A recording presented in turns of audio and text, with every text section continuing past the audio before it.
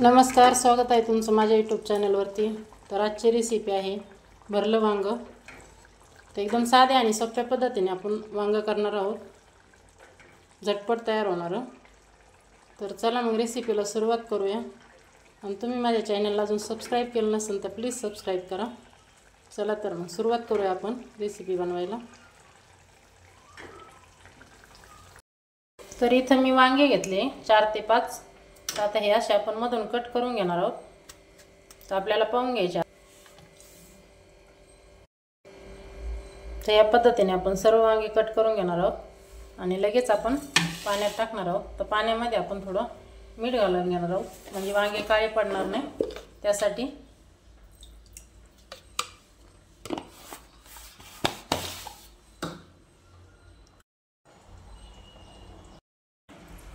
आता वांगे कट करून झालेत आपले, तसेच पाण्यात ठेवू। त्यानंतर वाटण्यासाठी मी इथे ना शेंगदाणे आणि लसूण घेतलंय। तर याचा आपण बारीक, आता जास्त बारीक नाही वाटण करायचं आहे। आणि लसूण आणि शेंगदाणे आपल्याला एकत्रच दळायचे मिक्सरच्या भांड्यामध्ये, म्हणजे जास्त बारीक होणार नाही शेंगदाणे।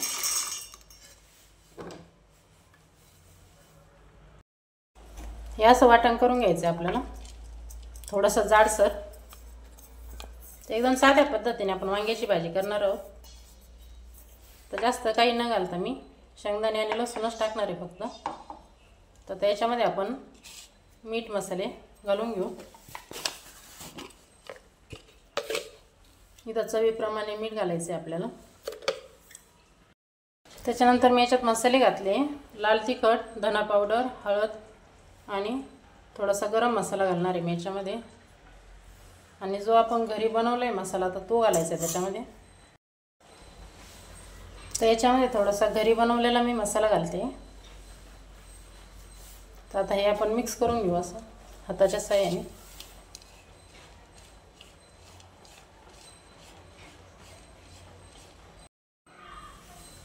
आता हा मसाला मिक्स झाल्यानंतर आपण आता वांग्यामध्ये भरून घेऊ असं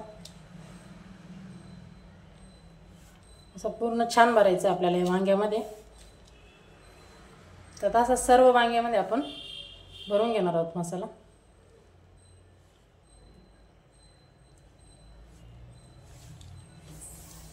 तर लसूण मी थोडंसं आहे ना ठेचून घेतलं आहे। आता छान परतून घ्यायचं आहे आपल्याला। तर लसूण परतल्याच्या नंतर आपण टोमॅटो घालणार आहोत त्याच्यात।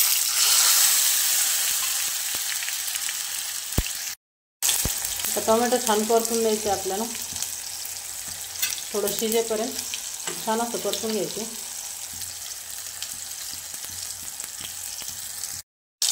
आता टोमॅटो आपलं परतून झाले, तर याच्यामध्ये आपण आता हे भरलेलं वांग घालून घेणार आहोत।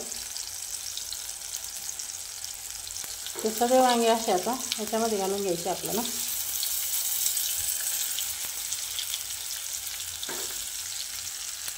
आणि आता हे मिक्स करून घ्यायचे।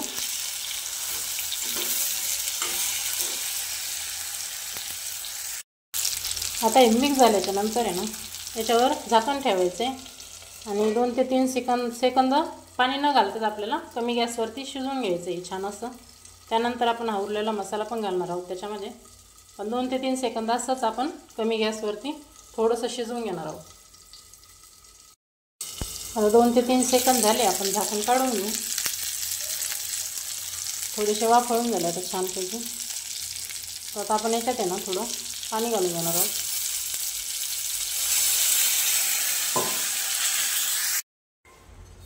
तर पाणी ना आपल्याला जेवढं शिजायला लागते तेवढंच घालायचं आहे, कारण जास्त भाजी पातळ नाही करायची आपल्याला। त्यामुळे आपण थोडंच पाणी घालणार आहोत। आणि आता उकळून घ्यायचं आहे, थोडंच पाणी घालणार आहोत आणि आता उकळून घ्यायचं आहे। आता उकळी आली आपली भाजीला। त्याच्यानंतर आपण आहे ना आता जो मसाला उरला होता ना तर तो घालून घ्यायचा आहे आपल्याला। फक्त उकळी आल्यानंतरच आपल्याला हा मसाला याच्यामध्ये घालून घ्यायचा आहे। आता हे छान असं मिक्स करून द्यायचं आहे। आता कमी गॅसवरती ना भाजी छान अशी शिजून घ्यायची आपल्याला। तर पाणी तुम्हाला हवं असेल तुम्ही तसं घालू शकता, पातळ करायची असेल थोडीशी तर पातळ करा। तर सर्वात शेवटी आता कोथिंबीर घालून घेऊ याच्यात। पण थोडीशी भाजी घट्ट जर ठेवली ना तर एकदम छान लागते। तर कमी गॅसवर आता आपण शिजवून घेऊया।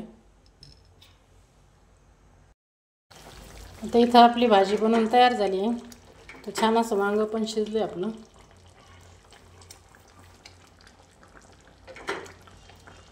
एकदा रेसिपी करून पहा, खूप छान होते. एकदम साध्या आणि सोप्या पद्धतीने मी बनवलं आहे वांगे, भरलं वांगं. तर पाहू शकता छान अशी भाजी तयार झाली. तर आवडल्यास नक्की लाईक करा, कमेंट करा, शेअर करा.